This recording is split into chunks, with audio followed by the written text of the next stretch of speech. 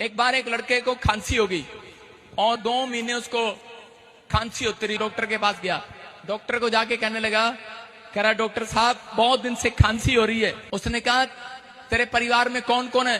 कहता सब है, माँ है, बाप है, पति है, पत्नी है, बच्चे हैं, बहुत बड़ा परिवार है। उसने कहा और कौन है? कहता है एक घर में कुत्ता भी है। कहता कुत्ता किसके साथ सोता है? कहता मेरे साथ। कह रहा वो मेरा परिवार है। उसने कहा उसके बाल झड़ते हैं, उससे डस्ट है तेरे को, इस कारण से तेरे को खांसी है, इसलिए ऐसे कर इस कुत्ते को तू घर से दूर छोड़ा, तेरी खांसी खत्म हो जाएगी। कहता ठीक है। और वो कुत्ते को घर से छोड़कर आया। अगले दिन डॉक्टर के पास गया, डॉक्टर ने कहा खांसी तो चली गई होगी तेरी। कहता नहीं गई। कहता कुत्ता कहाँ है? कहता वो तो घर में है। कहता छोड़ के नहीं आया?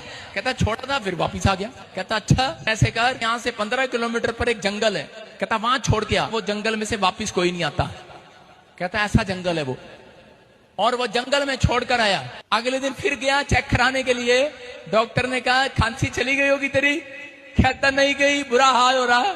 वैसे क्या वैसा ही हूं। कहता कुत्ता कहाँ है? कहता घर। कहता वो कैसे? जंगल में नहीं छोड़ के आया? कहता जंगल में तो गया था, आप ही ने तो कहा था ऐसा जंगल है वहां से वापिस नहीं आता कोई। कहता मैं कुत्ते को छोड़ के मैं ही भूल गया। मैंने कहा यार तेरे को पता घर का? कहता मेरे को पता है। कुत्ता कहता मैं ले चलता हूँ घर। कहता घर ले आया। इसका मतलब कुत्ता भी अपने घर को पहचानता है। परमेश्वर कह रहा है जानवरों से मुझे दिक्कत नहीं है, इंसानों से दिक्कत होगी आजकल। इसका मतलब परमेश्वर की नजर में कह रहा है जानवर भी प्यारे हैं।